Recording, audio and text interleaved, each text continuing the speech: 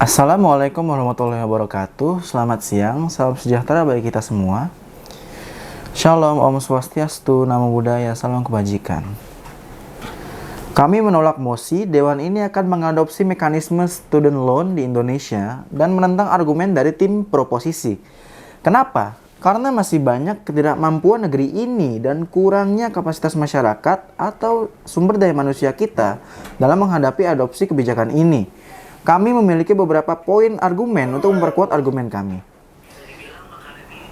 Yang pertama, kebijakan ini hanya akan memindahkan beban finansial masa kini ke masa depan. Seorang individu yang baru lulus dari pendidikan tinggi umumnya akan melanjutkan hidup dengan tenang. Mereka bisa mencari kerja, memperkuat relasi, atau membangun keluarga atau menikah. Namun, bagaimana jika setelah lulus mereka langsung dibebani tanggung jawab yang begitu dan tekanan yang begitu besar? Sedangkan mental mereka belum siap untuk tanggungan sebesar itu. Selain itu, kewajiban akan membayar utang ini akan membebani pundak mahasiswa yang masih kuliah. Mereka akan terus dihantui akan tanggungan ini sehingga mereka menjadi tidak fokus dalam menyelesaikan masa studi mereka. Lalu yang kedua, tidak adanya jaminan para penerima student loan ini dapat membayar semua tagihan mereka setelah lulus. Ada banyak sekali kondisi yang menghalangi mereka dari jeratan utang ini. Seperti keadaan sandwich generation, di mana memang mereka setelah lulus memang langsung mendapatkan pekerjaan. Tetapi semua penghasilan mereka alokasikan untuk menanggung keluarga mereka. Sehingga bagi mereka, menabung saja sulit, apalagi untuk membayar hutang.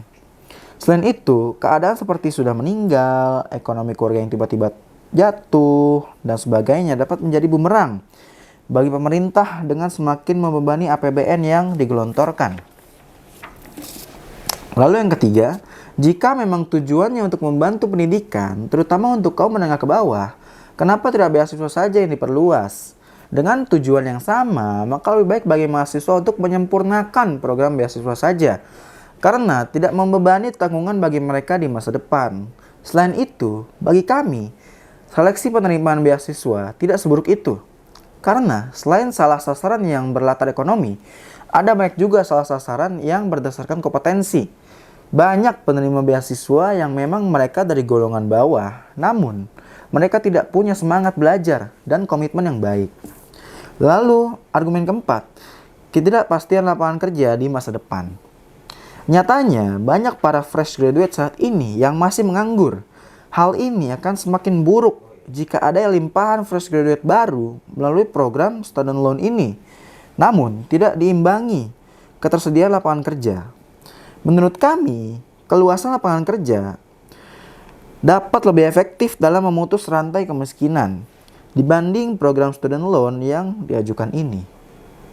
Maka dari itu, solusi yang bisa kami tawarkan adalah: 1. Pemerintah harus memfokuskan dalam pembenahan dan perluasan dari program beasiswa dan sistem seleksinya, bukan malah membuat kebijakan baru yang tujuannya identik, tetapi memberatkan semua pihak di masa depan.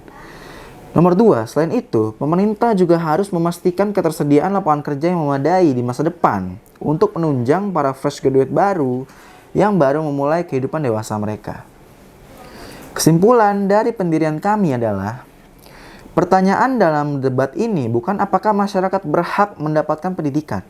Semua pasti sepakat, mereka berhak.